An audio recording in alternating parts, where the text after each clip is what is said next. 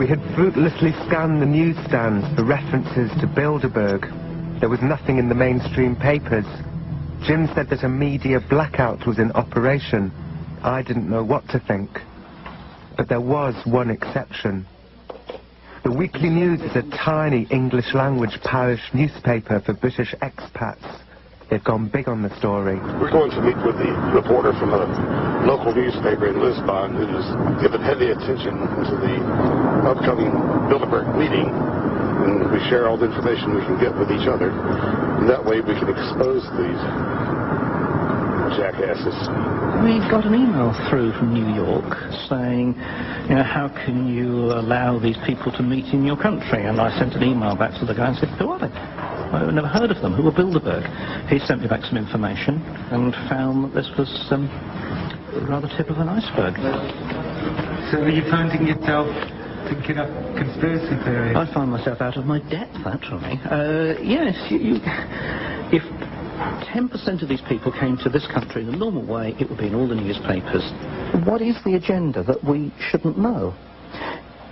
These are powerful people. They have the ability to steer the way the world will go. Jim and I spent the day at the Weekly News.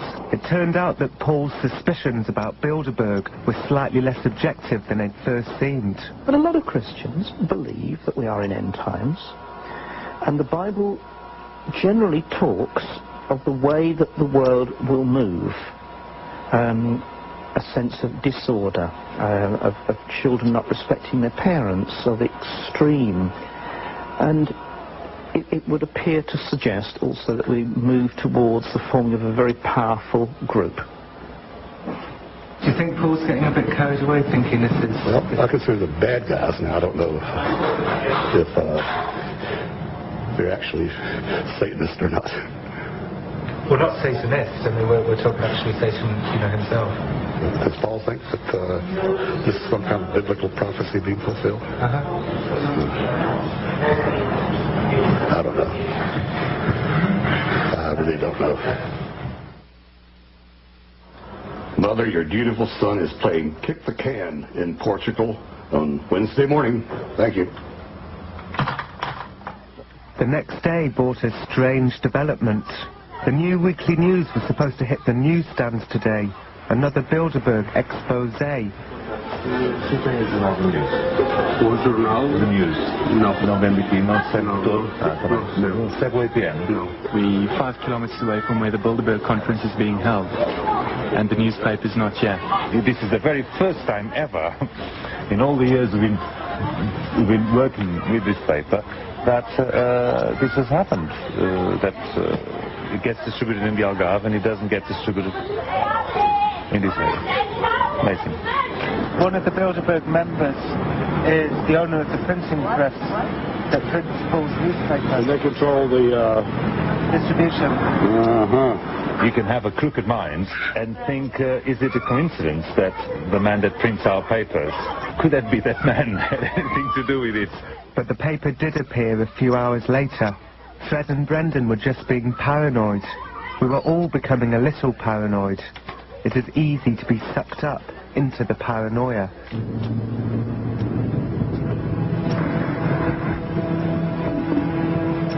So this is the scene of the crime. This was supposed to be an easy day. Jim simply wanted to verify that the complete shutdown of the Caesar Park had been accomplished. The plan was to drive up there and be turned away at the gate. Then we'd drive back to our hotel for a leisurely afternoon by the pool and in the bar. Hi. Hi. Just going to the hotel. Hotel, huh? But it was not to be. The gatekeeper lifted the barrier and waved us in with a cheerful smile. I'm surprised already. So we're back inside. So I saw those cops deploying yesterday. I thought this would be it. The hotel was deserted. There was nobody else there. This was unnerving. We had lunch and quickly left. David Barker, the cameraman, did the driving because we didn't expect anything to happen. But something did happen. so I picked up my home video camera. Well, there's nothing subtle about it, is there? Somebody tailing us again? Yep. Yeah, I can see him in the rearview mirror back there.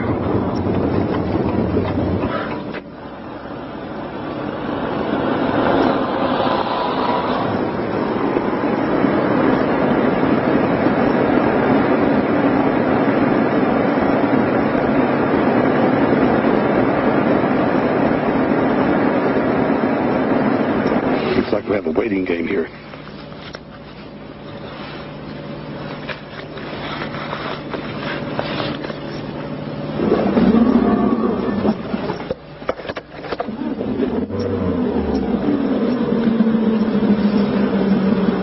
The poor fool doesn't know what to do. He doesn't know if we're going to turn around and go the other way.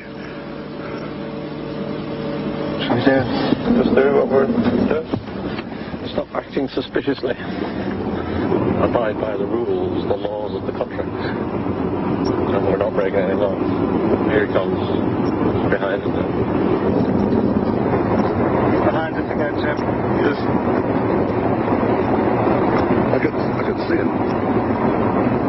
Oh, yeah. He's hanging way back.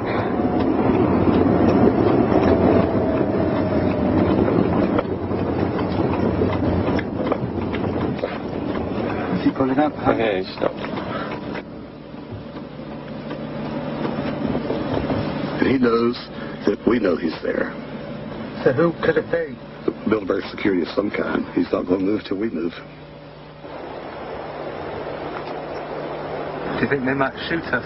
I don't think so. I think it'd be too big of a story to have a fat old dead reporter lying on the shoulder. I hope and think it's just an intimidation. Now, once you're inside, you're a trespasser. They could decide that you were a thief, you trespassed on their grounds when you knew it was a private affair, and we thought he was armed. He looked threatening. We told him to stop, and he didn't stop. Bingo. I don't like this. I'm not used to this. It's fun, isn't it? I mean, is it fun? Are you finding this fun? Well, maybe I'm an agitator by nature. You see, I'm more a humorist. Do you think if I tell them that, that'll help? We were followed back to our hotel. He's still there. Yeah, he's still there. He keeps stepping behind the tree. We're playing peekaboo.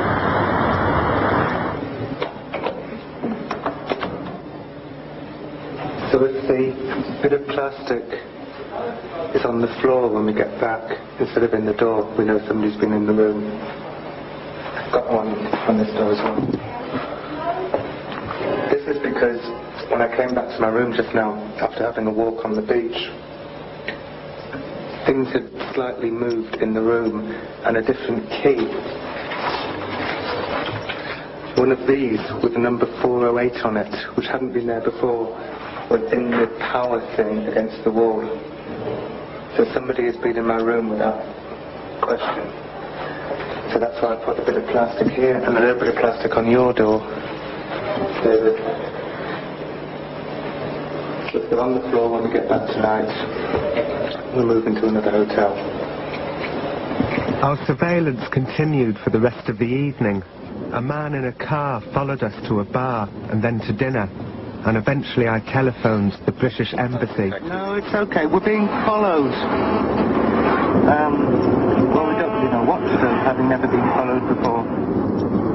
No, he's not that serious. I explained to the British Embassy that I was essentially a humorous journalist out of my depth, and they replied with an extraordinary statement. They said that the Bilderberg group was way out of their league, that they were just a little embassy. He's still with us. He's got a car getting between us. Well, I don't know. I was hoping that maybe there was something you could do. Later, the British Embassy phoned me back and said they'd spoken with the Caesar Park and had been told that nobody was following us. They said we must be imagining it. They said it was all in our minds, and how could they call off someone who didn't exist?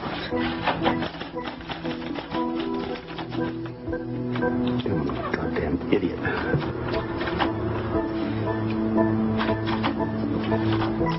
Okay, we call it Bilderberg sets a trap. Was that black car following them, or was paranoia setting in?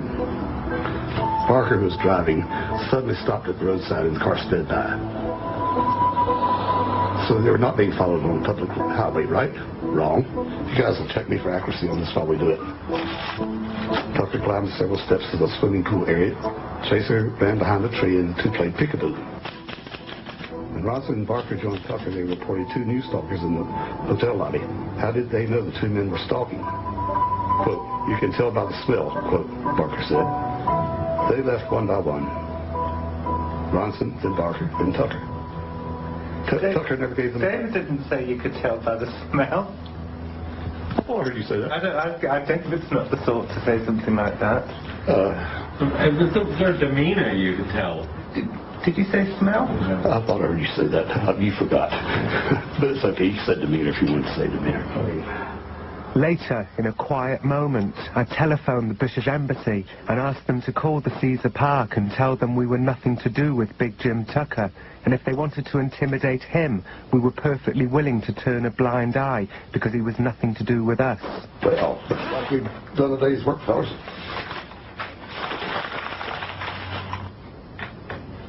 Through all of this, the slither of plastic remained where it was. Perhaps they'd taken a look around and put the slither back where they'd found it. I slept fitfully that night, but nothing happened. We are approaching the scene of the crime again. Thursday. This was the day Jim said the limousines would arrive. Yeah, they're sealed up. I don't see reporters. If I still had my doubts, Jim said, today was the day I'd know that the world was nothing like they said it was.